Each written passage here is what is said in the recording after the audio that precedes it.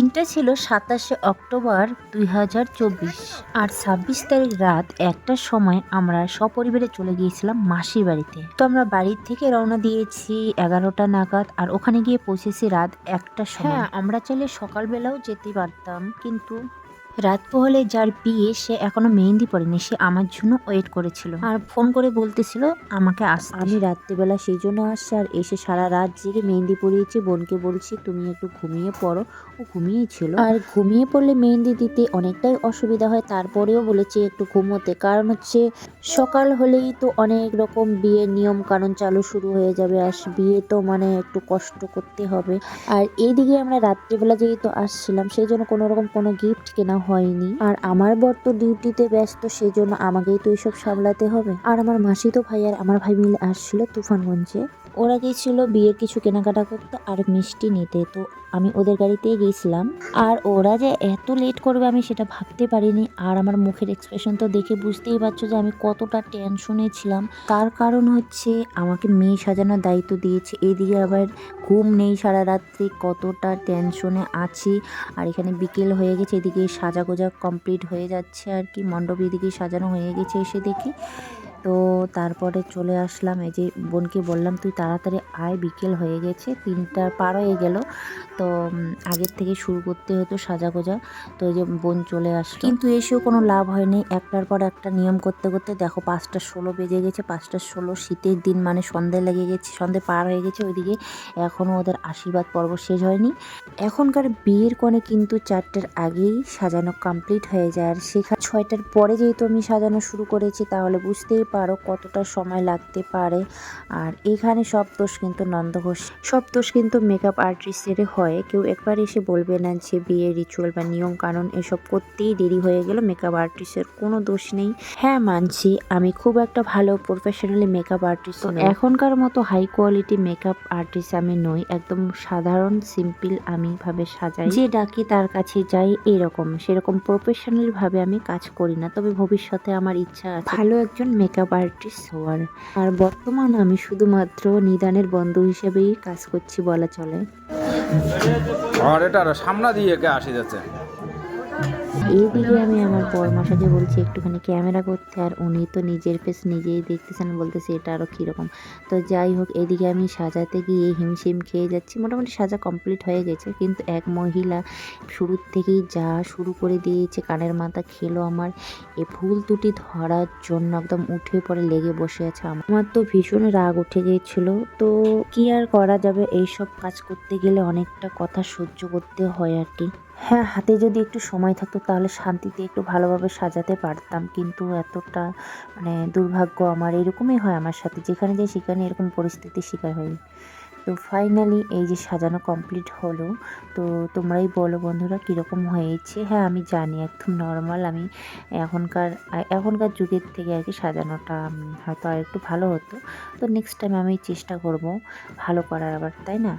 তো আমি এই গিফটটা নিয়ে আসছিলাম বোনের জন্য, গরিব মানুষ ভাই, যতটুকু সামর্থ্য অনুযায়ী কিনেছি, নিজের প্রচেষ্টায় বলা চলে। আর বরের তো একটু সাহায্য নিতেই হবে। তো যাই হোক, এই যে ফাইনালি বর চলে আসলো। এদিকে হচ্ছে মামি, ছোট মামি আর ছোট মামির মেয়ে আর একটা মামির ভাস্তি আর কি বসে আছে।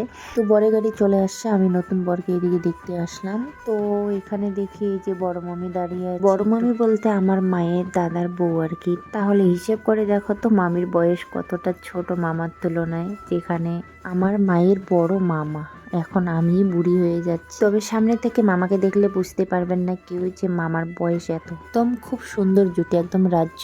এইদিকে পান পাতা রেডি করা হয়নি, এখন দিল আমাকে পান পাতা সাজানোর জন্য। এদিকে কিন্তু বরযাত্রী চলে আসছে। তো এই যে ফাইনাল লুক পান পাতা তাড়াহুড়ো করে সাজিয়েছি আর কি। তো কীরকম লাগলো তোমরা অবশ্যই জানাবে। কিন্তু তো গাইস একটা কথা বলে রাখি, রাত 2:30টার সময় এই ভয়েস ওভার আমি দিচ্ছি। ভিডিওটা অনেক দিন পুরনো, সেটা তো তোমরা দেখেই বুঝতে পারছো, ভয়েস ওভার দিচ্ছি আর কি। তো গলাটায় বসে গেছে, আর এত রাত্রেবেলা গলার আওয়াজ একদমই বের হয় না। তো আমি এই সুন্দর মুহূর্তগুলো তুলে ধরলাম।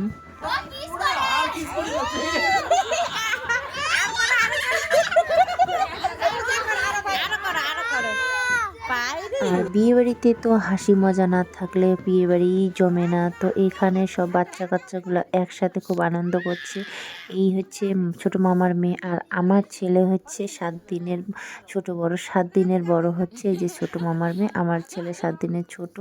তো এইদিকে অলরেডি বরকে বসিয়ে দিয়েছে, আর এই হচ্ছে আমার ভাই। তো এই খেয়ে খেয়ে এত মোটা হয়ে গেছে। তো এখন ওকে আমার দাদা সবাই। তো চলো এবার বোনের বরের সাথে একটুখানি পরিচয় করিয়ে দিচ্ছি। এই হচ্ছে আমার বোনের বর, ওয়েস্ট বেঙ্গল পুলিশ।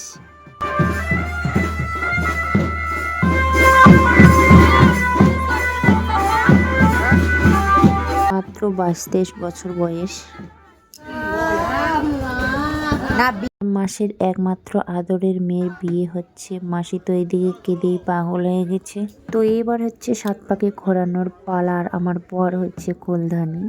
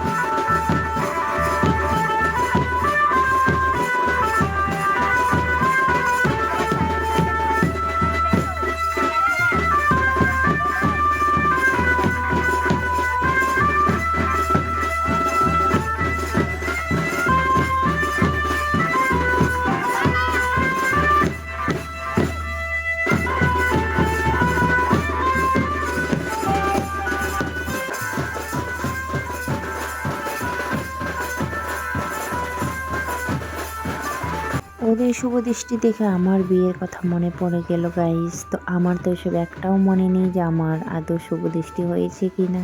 অনেক দূরের রাস্তা যেহেতু, 2 দিন আমরা এখানেই ছিলাম। 2 দিন পর যেহেতু বৌভাত অনুষ্ঠান, মানে রিসেপশন। চলো আইয়ো, দেখাই যায় না তোমার মুখ, দেখাই যায় না।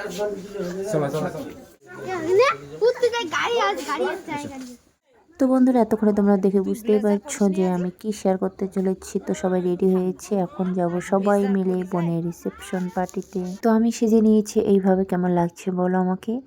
তো চলো এবার যাওয়া যাক। গাড়িতে উঠে বসে পড়েছি সবাই। এদিকে বর, আমার ছেলে আর মামি আছে এখানে, আর ভাই আছে, গাড়ি চালাচ্ছেও। তো ওখানে গিয়ে কথা হচ্ছে আবার।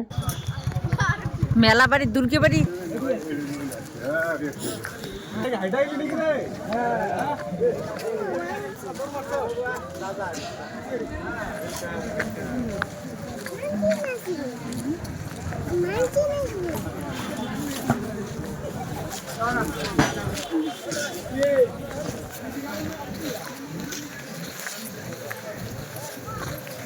তো মাসিদের বাড়ি থেকে মাসির নতুন জামাইয়ের বাড়ি বেশি একটা দূরে নয়, তাই আমরা তাড়াতাড়ি চলে আসলাম বাড়িতে। তো ভিতরে যাওয়া যাক।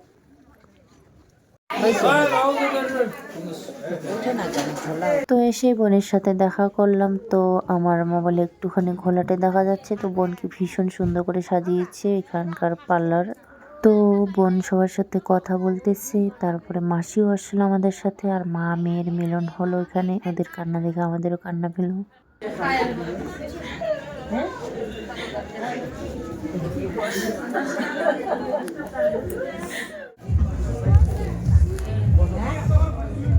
তো কিছুক্ষণ পর বোনের বড় আসলো, সবার সাথে কথাবার্তা হলো আর কি। তো এবার ফটো ওঠার পালা। তুমি ফটো উঠবে বাবা, তুমি ফটো উঠবা। তো এতক্ষণ আমাদের খাওয়া দাওয়া হয়ে গেছে, আমি সেটা শেয়ার করতে পারিনি কারণ সেই সময় মোবাইল কার্টুন দেখছিল ছেলে। আসো এইখানে দাঁড়াও। তো এবার বোনের সাথে একটু ভালো করে ফটো টটো উঠে নিচ্ছি আর কি। আবার কবে দেখা হবে। মেয়েটার বিয়ে হয়ে গেল, আমাদের বাড়িতে গিয়েছিল বিয়ের আগে, তো এখন তো বিয়ে হয়ে গেল। বিয়ে হয়ে যাওয়া মানে তো আর মানে বন্দি হয়ে থাকা। তো অনেক অনেক সুন্দর মুহূর্ত, সব কিছু আমি শেয়ার করতে পারিনি, যতটুকু পেরেছি আমি শেয়ার করলাম বন্ধুরা। এগুলো আমার কাছে স্মৃতি হয়ে থাকবে, সেই জন্যই আমি শেয়ার করছি। আর আমার একদমই ডিলিট করতে ইচ্ছা করে না। তো সবাই একসাথে অল ফ্যামিলি ভীষণ মজা করেছি। এখানে সবাই আমাদের নিজেদের লোক, মাসি মামি, মানে এতটাই যে ভালো লাগছিল সেই মুহূর্তটা বলার বাইরে। এই যে মা আছে এদিকে, সবাই মিলে ফটো টটো উঠলাম আর কি।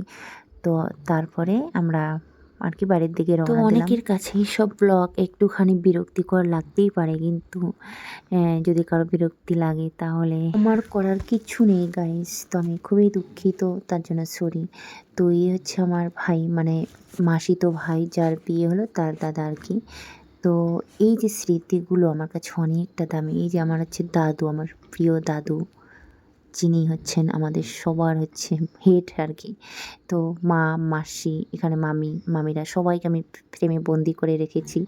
এগুলো যে মানে কোটি টাকার বিনিময়ে খুঁজে পাওয়া যাবে না এই স্মৃতিগুলো। মানুষের নিঃশ্বাসের কোনো বিশ্বাস নেই, আজ আছে কাল নেই, কিন্তু এই স্মৃতিগুলো থেকেই যাবে। যাই হোক বন্ধুরা, ঘুমের ঘরে এডিট করতেছে, কিছু ভুল ত্রুটি হলে ক্ষমা করে দিও।